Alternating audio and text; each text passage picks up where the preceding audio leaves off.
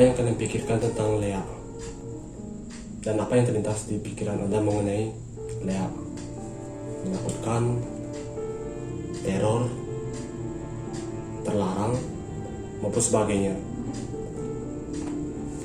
Bagi yang seorang yang atau kalian yang mungkin belum tahu apa itu Lea, Lea itu semacam mitologi makhluk yang berasal dari Bali. Yang memang ya, di semacam lingkungan Bali mungkin ya sedikit berbau ke ilmu mistis, ataupun ya memang kalau dari beberapa bagian daerah menyebutnya Lea itu kayak hantu. Kalau kita ke suatu daerah, kita sama teman-teman kita lagi ngumpul-ngumpul istilahnya, dan ketemu, wih di sana ada Lea, di sana ada hantu itu istilahnya. Tapi di sini saya akan membahas mengenai konteks Lea itu secara umum yang berdasarkan dari konteks buku ini. Di sini sih kita nggak akan membahas bagaimana kita menelusuri lebih dalam mengenai ilmu Lea itu seperti apa gitu, enggak. Kita cuma membahas secara umum mengenai apa yang diceritakan dari buku ini. Sebenarnya sih buku ini sudah dari dulu pas kecil aku pernah baca ya, sekitar di kelas SD, di umur 7 tahunan atau 8 tahun, enggak sih 7 tahunan ya, belasan tahun ya. Pokoknya sih buku ini udah jadi buku tidur semacam masa aku kecil di kampung sih. Ini sih diceritakan mengenai hikmah-hikmah dari perjalanan seorang pemuda yang untuk menjalankan dharma, atau dharma itu istilahnya di Bali itu ya kebaikan.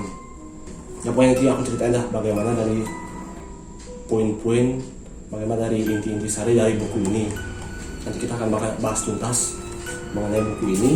Buku ini sih sesuai judul ya, Misteri Lea Bali, cerita rakyat Bali, dan bukan berarti di buku ini ya penerapan bagaimana kita melakukan ilmu Lea itu enggak. Di sini sih kita berdasarkan cerita rakyat Bali. Ya kalau cerita rakyat itu ya udah ya cerita rakyat yang berdasarkan dari pemikiran rakyat atau nenek moyang atau leluhur kita zaman dahulu, ya dituangkan melalui buku. Ya buku ini sih cukup menarik dan cukup agak menyeramkan, tapi menyeramkannya itu ke arah bagian kebaikan.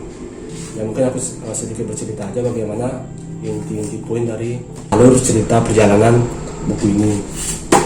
Ada suatu hari di sebuah desa yang bernama Desa Kinta, terdapat sebuah pemuda yang bernama Mahen. Dan pemuda ini seperti biasa memiliki keluarga, memiliki pekerjaan, mata pencaharian, dan kebetulan desa ini juga berdekatan dengan sebuah danau yang nama danaunya tidak disebutkan, dan penduduk sekitarnya memiliki mata pencaharian pada umumnya adalah bertani dan mencari ikan. Dan pada suatu hari Mahendra bersama teman-temannya mencari ikan di danau untuk memenuhi kebutuhan sehari-harinya untuk dijual. Dan setelah Mahendra bersama teman-temannya selesai mencari ikan, namun hasil tangkapan yang didapatnya sedikit. Kemudian temannya mengeluh, kok tangkapan hari ini sangat sedikit, padahal kita sudah mencari ikan pada musimnya. Namun dengan bijaksananya Mahendra memberi semangat kepada teman-temannya untuk lebih bersyukur lagi kepada Tuhan bahwa kita masih diberi, tidak seperti para pencari ikan yang lainnya, bahkan ada yang tidak dapat. Setelah Mahendra dan kawan-kawannya menepikan perahunya, Mahendra dan teman-temannya menawarkan hasil tangkapannya tersebut kepada pengepul. Namun pengepulnya karena memang hasil tangkapannya sedikit, ya pengepulnya menolak untuk menerima hasil tangkapan tersebut dan nanggung. Dan kemudian Mahendra dan teman-temannya membagikan hasil tangkapan tersebut ke masing-masing temannya, dan kemudian Mahendra beserta teman-temannya membagi hasil tangkapan tersebut untuk pribadi masing-masing, dan mereka pulang ke rumahnya masing-masing. Dan setelah Mahendra sampai di rumahnya dan menyerahkan hasil tangkapan tersebut ke ibunya, dan kemudian Mahendra juga meminta maaf kalau yang hasil yang dibawa itu bukan berupa uang, tapi melainkan hasil tangkapan ikan yang tidak seberapa kepada ibunya, dan ibunya juga yang menerima dengan ikhlas dan rasa bersyukur atas hasil tangkapan dari sang anaknya tersebut. Dan kemudian Mahendra melihat sang ayah tidak ada di rumah, Dan kebetulan juga sang ayah ini memiliki kebiasaan buruk, yakni berjudi. Sang ayah suka berjudi, dan karena memang pengaruh dari masyarakat juga, dan oleh karena itu tabiat dari sang ayah ini ikut juga kena dari akibat kebiasaan buruk dari masyarakat tersebut. Kemudian setelah Mahendra tidak melihat sang ayah ada di rumah dan menanyakan kepada ibunya di mana ayah, apakah masih berada di tempat perjudian atau bagaimana, dan ibunya mengangguk dengan raut muka yang sedih, sedikit kecewa lah. Yang namanya juga ada keluarga yang suka berjudi kan. Mahendra akan berencana untuk mengobrol dengan sang ayah anda untuk dapat membantu sang ibu untuk menyadarkan tabiat buruk dari sang ayah ini.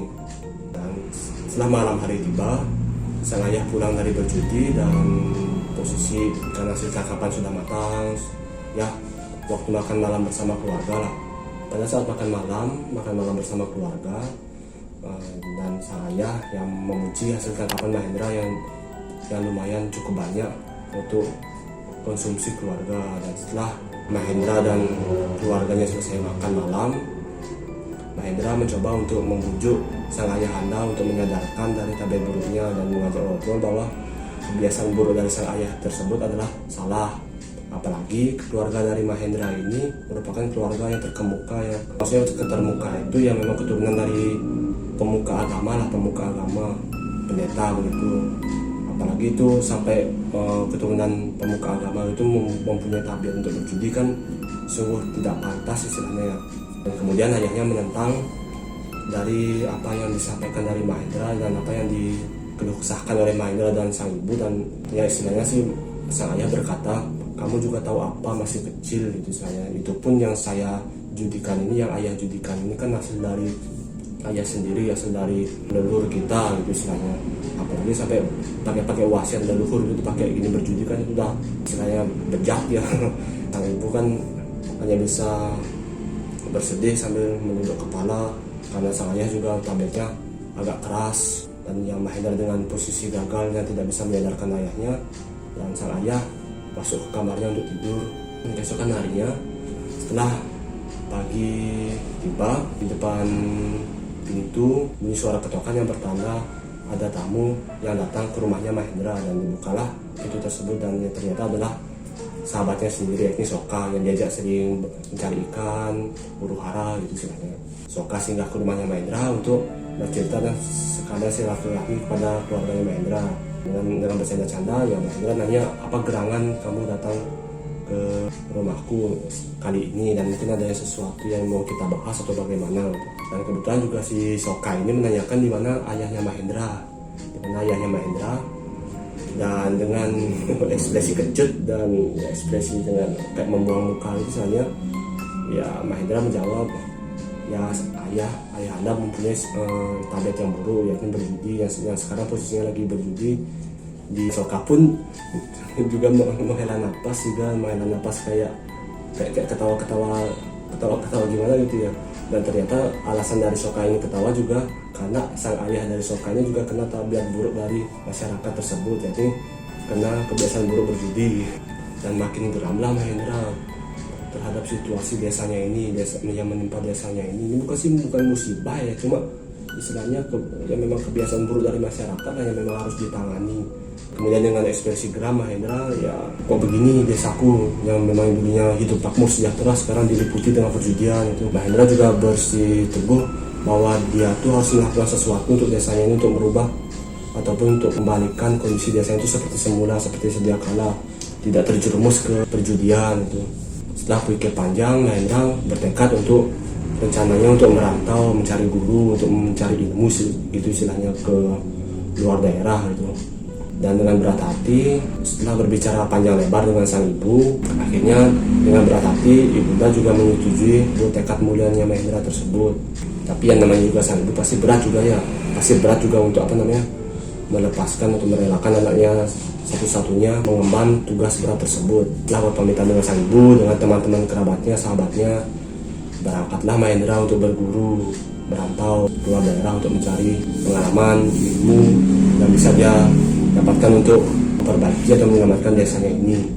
Ya posisinya sih Mahendra juga nggak tahu pasti ya kemana arah tujuannya dia untuk berkelana.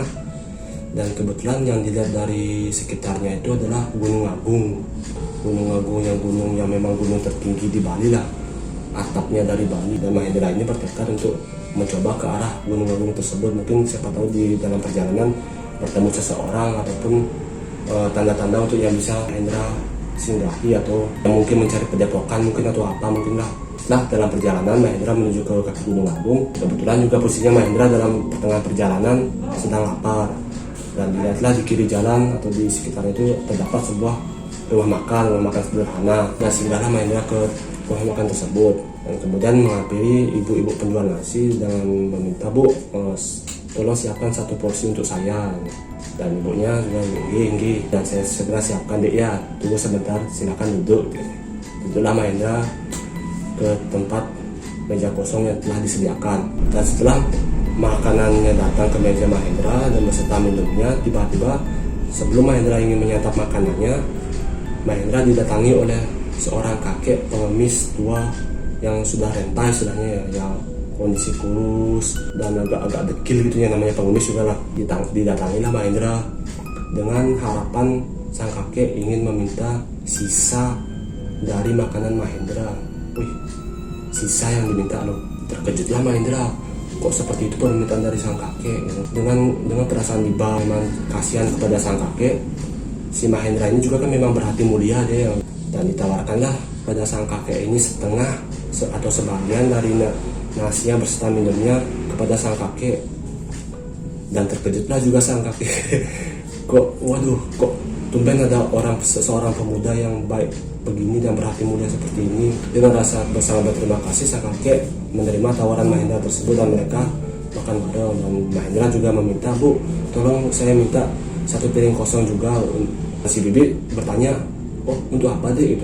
"Ya, saya rasa nasi ini cukup terlalu banyak untuk saya makan sendiri, mungkin saya sisihkan sebagian untuk saya makan nanti." Itu alasannya. "Oh iya deh." Kemudian disisihkanlah nasi tersebut beserta lauknya kepada sang kakek. Dan Mahendra juga meminta maaf kepada sang kakek, hanya bisa memberi sebagian dari porsi makanan tersebut dan tidak bisa memberikan secara porsi utuh lah untuk kepada sang kakek.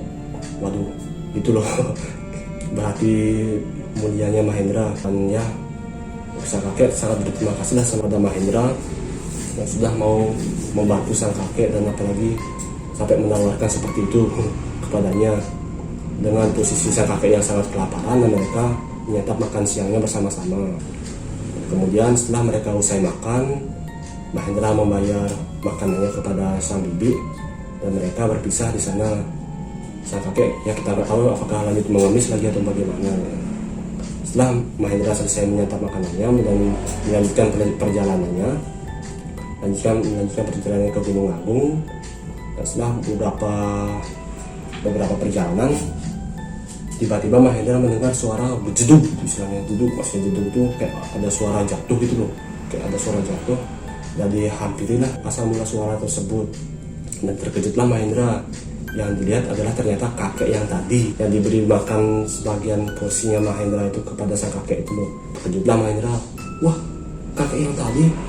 Terus dihampirilah, dibantulah sang kakek tersebut karena yang udah posisinya jatuh karena kecapean mungkin atau bagaimana. Dibantulah sang kakek itu bangun, dan ditanyalah sang kakek tersebut apakah kakek tidak apa-apa atau bagaimana. Ya, kakek hanya kelelahan saja. Yang diantarlah sang kakek itu ke rumahnya. Dan Mahendra juga menanyakan rumah kakek di mana, dan si kakek juga hanya menunjukkan arahnya. Setelah sampai di rumahnya sang kakek, terkejutlah juga Mahendra.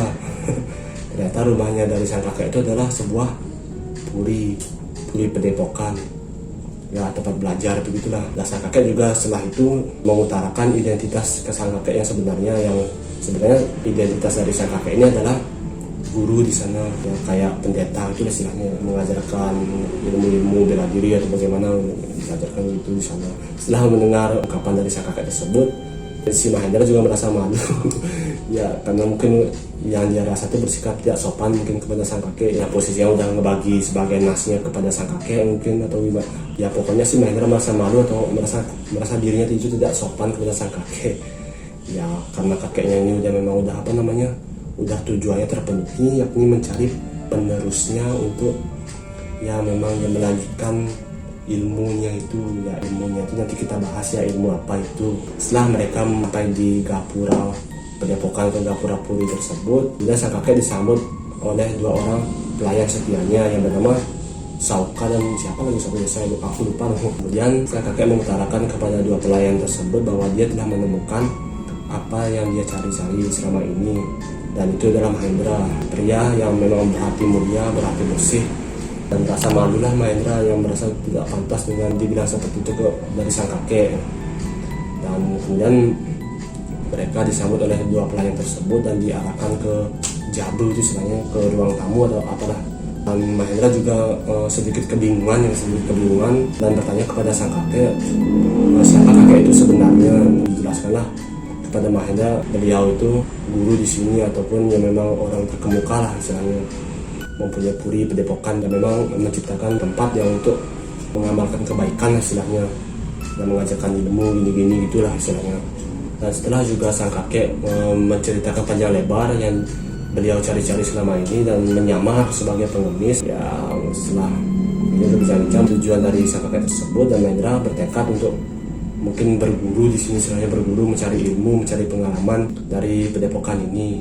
Sang kakek sekarang bertanya balik kepada Mahendra, apa tujuan dari Mahendra untuk merantau atau berkelana itu istilahnya. Ya memang Mahendra ini menceritakan juga situasi di desanya itu seperti apa, ya itulah yang memang dialami dari desanya, ini permasalahan perjudian ya, permasalahan perjudian, dan ingin menyelamatkan atau memperbaiki situasi yang ada di desanya tersebut.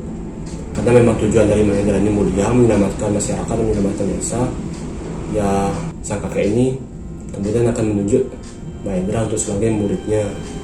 Untuk pengenalan ya, setelah mereka berbincang-bincang, diajaklah Mahendra berkeliling oleh dua pelayan tersebut. Dan setelah Mahendra diajak berkeliling untuk perkenalan atau adaptasi di wilayah Puri oleh kedua pelayan tersebut, dan maka dikenalkanlah bagaimana situasi, bagaimana suasana di Puri atau Padepokan tersebut. Dan dua pelayan ini juga sangat ramahnya menunjukkan kamar yang telah disediakan oleh Puri tersebut, dan ditunjukkanlah kamar tersebut untuk tempat menetap dari Mahendra sementara untuk belajar atau berlatih ilmu di sini.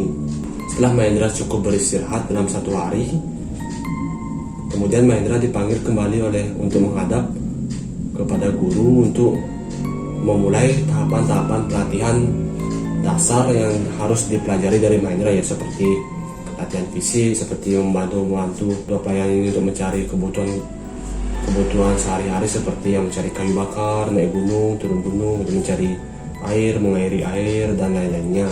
Yang dasar-dasar dulu lah, yang dasar-dasar dulu dipelajari oleh Mahendra. Ya, setelah itu baru ke tahapan-tahapan selanjutnya, ya seperti dasar-dasar dari pelatihan bela diri. Setelah itu mungkin kuda-kuda atau teknik-teknik yang bisa dipelajari dari bela diri tersebut. Dan setelah tahapan yang dipelajari oleh Mahendra berdasarkan bimbingan dari gurunya tersebut, dan tibalah di mana tahapan yang cukup sulit adalah meditasi. Di mana meditasi ini adalah tahapan di mana kita mengosongkan pikiran untuk memusatkan kepada yang di atas. Mahendra juga cukup baik dan cukup lancar juga menjalani tahapan ini dengan selesai. Setelah itu dan muncullah tahapan yang paling akhir dari tahapan ilmu yang diajarkan dari guru ini, yakni tahapan yang paling sulit dan tahapan yang paling berisiko, yakni tahapan melepas roh dari tubuh. Dijelaskanlah oleh guru ini bahwa tahapan ini sangat berisiko, dimana kita kalau tidak fokus sama yang di atas atau pikiran kita terganggu atau pikiran kita ada yang kita pikirkan, maka saat roh kita lepas dari tubuh kita ini, roh kita ini akan linglung dan tidak akan tahu tempat tujuan kita semula, yakni badan kasar kita, itu istilahnya kasar itu. Dan memang tekadnya Mahendra ini cukup baik, cukup besar dan mulia juga maksudnya ingin menyelamatkan situasi di desanya ini.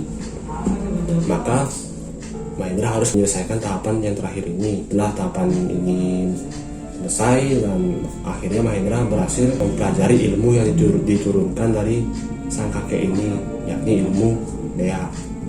Dan setelah sekiranya Mahendra sudah cukup untuk mempelajari ilmu yang diturunkan dari kakek ini, maka tibalah saat dimana Mahendra harus meninggalkan Puri untuk kembali ke desanya.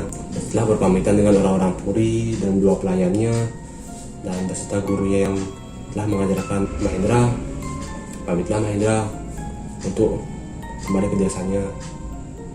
Dan dengan posisi Mahendra itu sudah ya lebih dewasa daripada dibandingkan saat pertama kali datang ke Puri, ya masih agak bingung atau agak kurang percaya diri dan masih ada tuntutan rasa gelisah yang dialami dari desanya. Ya sekarang setelah beberapa tahun silam, Mahendra sudah cukup tegar, cukup siap lah untuk menghadapi situasi dari desa tersebut. Dan Mahendra izin pamit. Dan pada dalam perjalanan Mahendra balik ke desanya, tiba-tiba dalam perjalanan Mahendra melihat dua orang pedagang yang sedang dipala oleh preman yang mengancam dengan membawa senjata tajam kepada pedagang tersebut dan memaksa ingin menyerahkan hasil dari jual panen. Dengan melihat situasi yang seperti itu, Mahendra ya secara tidak mau harus menolong para petani tersebut dan melawan dua preman yang sedang mengancam nyawa dan mengancam dari jerih payah petani tersebut. Dan dihampirilah preman tersebut dan diajak ngobrol. Lucu Mahendra ini sebenarnya diajak ngobrol preman tersebut, dan preman tersebut yang menanggapilah si Mahendra ini sok jagoan ya, dikira anak-anak kecil yang tetek bengek lah, anak kecil tetek bengek dipandang rendah oleh preman ini. Kamu bisa apa daripada kamu nyawa melayang sia-sia, lebih baik kamu tidak usah ganggu kami. Dan Mahendra juga bersitegas, bukannya sebaliknya ya, yang mengganggu itu bukannya kalian yang mengganggu pedagang ini, yang mengambil hasil jerih payahnya itu. Dan kemudian preman tersebut menganggap, wah anak kecil ini kurang ajar ya, mari kita beri pelajaran. Dan langsunglah dihunus beberapa pukulan Mahendra, dan dengan sigapnya Mahendra kan sudah punya ilmu bela diri yang standar atau yang dasar dulu lah. Ditakis pukulan-pukulan tersebut dan malah Mahendra memukul balik kepada preman tersebut.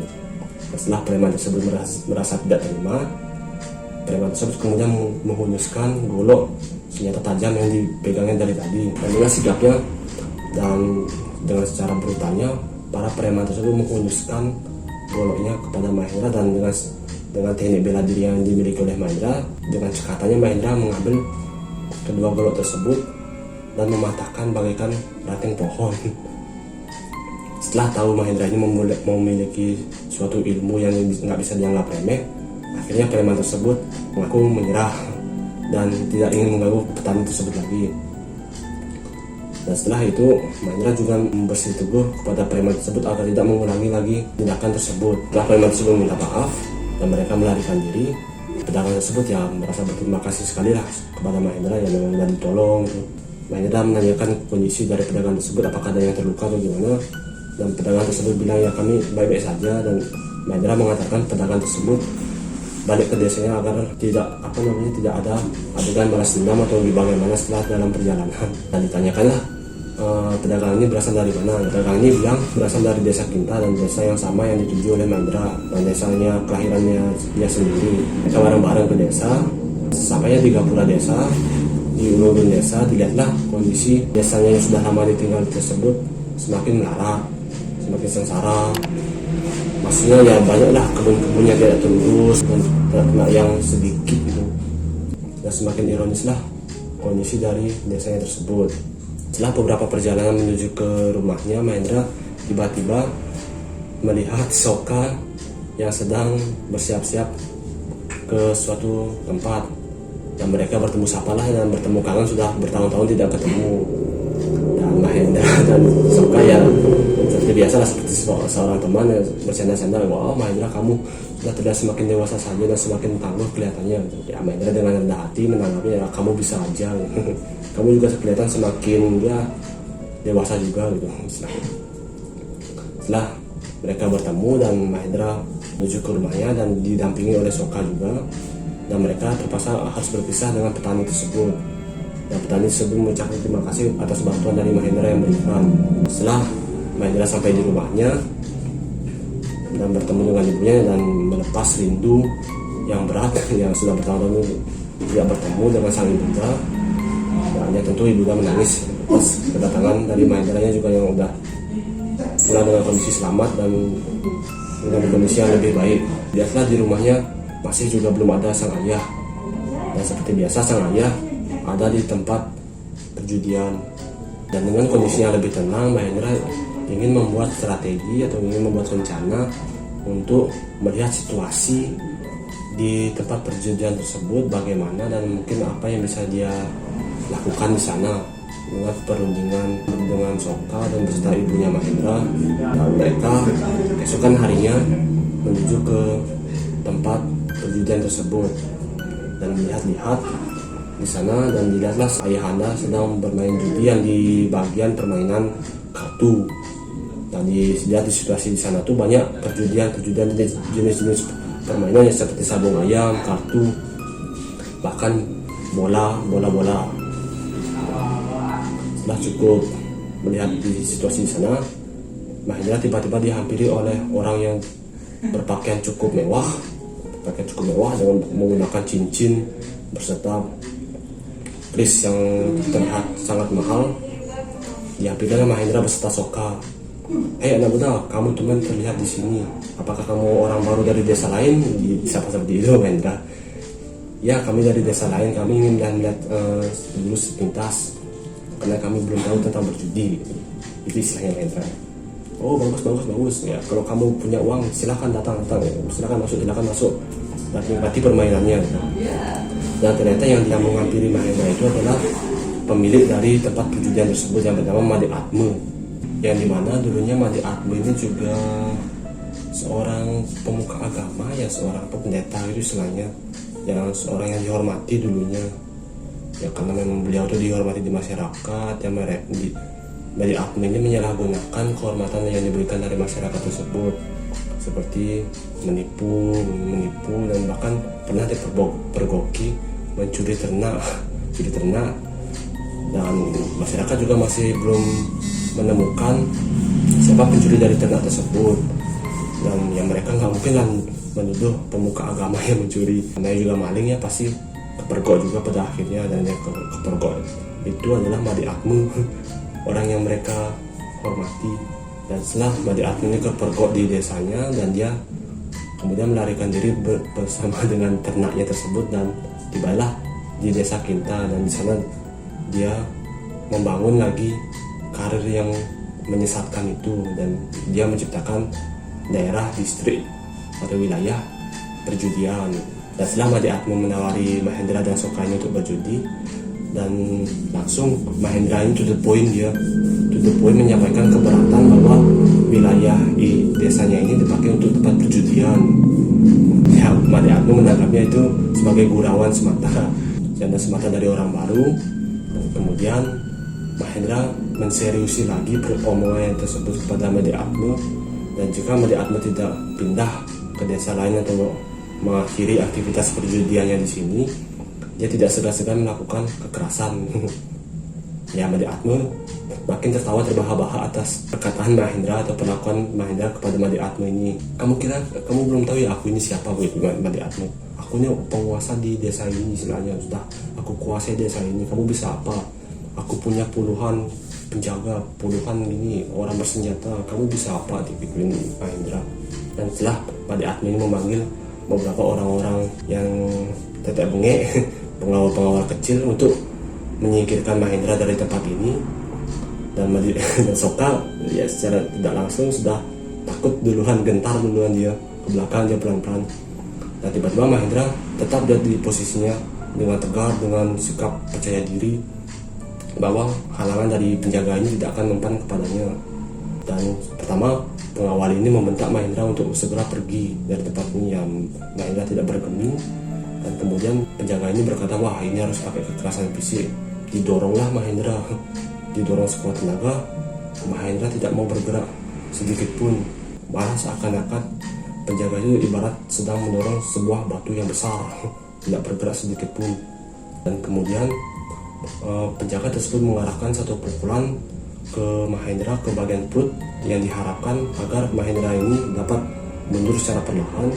Namun penjaga ini merasa kesakitan, seperti bagaikan memukul batu yang dia dorong tadi, itu ibaratnya.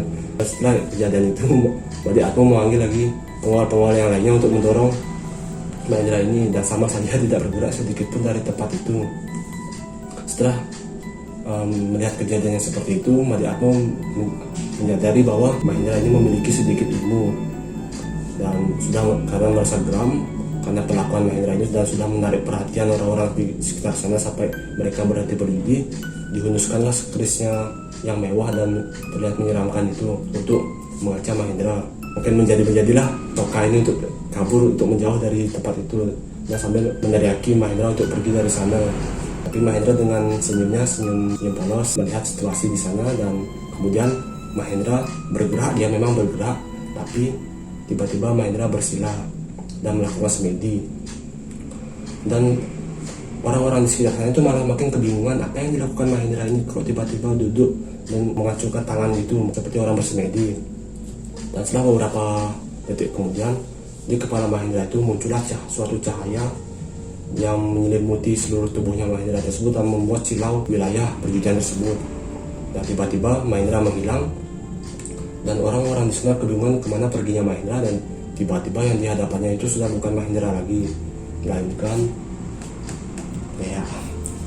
Dea sangat menyeramkan, menyerupai orang yang bertubuh besar dengan rambut-rambut yang putih dengan kuku-kuku yang tajam. Gentarlah hati para pengunjung, para penjudi di sana, yang tiba-tiba ciut nyalinya seperti berada dalam suatu tekanan sangat berat yang dialami hati mereka, dan karena memang wajahnya menyeramkan dan terlihat sangat menakutkan. Dan Made Atmo ini cukup ciut juga nyalinya melihat sosok makhluk yang seperti itu, dan dia memanggil penjaga-penjaganya untuk menyerang makhluk tersebut. Dan setelah beberapa tusukan, senjata yang ditusuk kepada makhluk tersebut malah patah,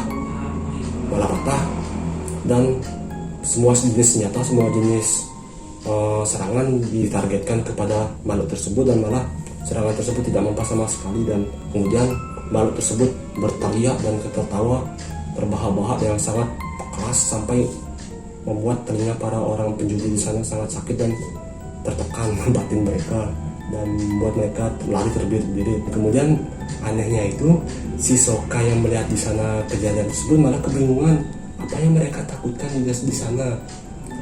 Apakah mereka takut melihat Mahendra itu sedang bersemedi atau sedang duduk di sana? Dan kenapa mereka berteriak di sana itu Rangda? Apa yang terjadi itu istilahnya? Dan kesimpulannya itu orang-orang yang baik tidak akan bisa melihat sosok dari makhluk menyeramkan itu. Dan setelah Rangda itu perlahan menghampiri Made Atmo, dan Made Atmo yang sudah posisi kerisnya patah, dicekiklah Made Atmo itu dan diancam Made Atmo ini untuk segera membubarkan daerah perjudian ini, atau kuku-kuku Rangda ini yang akan menancap di lehernya dan merasakan tekanan batin selamanya. Dengan posisi yang gemetaran tingkat setengah mati, Made Atmo mengumumkan daerahnya itu bahwa tempat perjudian ini akan segera ditutup selama-lamanya, dan larilah si Made Atmo ini jauh-jauhnya dari tempat itu. Dan para penjudi juga sudah luntang-lanting meninggalkan daerah tempat perjudian tersebut. Dan dengan situasi yang porak-poranda, Mahendra kembali berdiri dan menghampiri Soka dengan senyum yang polos, mengatakan kepada Soka masalah sudah selesai. Setelah seperti tidak terjadi apa-apa, mereka sedikit berbincang dalam perjalanan. Si Soka ini bertanya apa yang mereka lihat itu sampai berteriak Rangda itu. Bukannya Rangda itu hanya sebuah makhluk-makhluk mitologi yang diceritakan orang-orang itu. Yang Mahendra hanya tersenyum mendengar pertanyaan Soka itu, ya, karena memang suatu mungkin larangan dari gurunya atau mungkin dari siapa mungkin untuk tidak menceritakan selak-beluk dari ilmunya tersebut. Setelah sampai di rumahnya, ibunya melihat ke dalam keadaan Mahendra ya tidak apa-apa, dan Mahendra sudah melihat ayahnya yang tengah ketakutan, yang memang sosok-sosok yang menyeramkan di lokasi perjudiannya dia sebelumnya. Dan diceritakan kepada keluarga mereka tuh si ayah ini melihat sosok orang itu di sana. Tapi sang ibu ya tentu tidak percaya dengan situasi yang terjadi di tempat perjudian tersebut.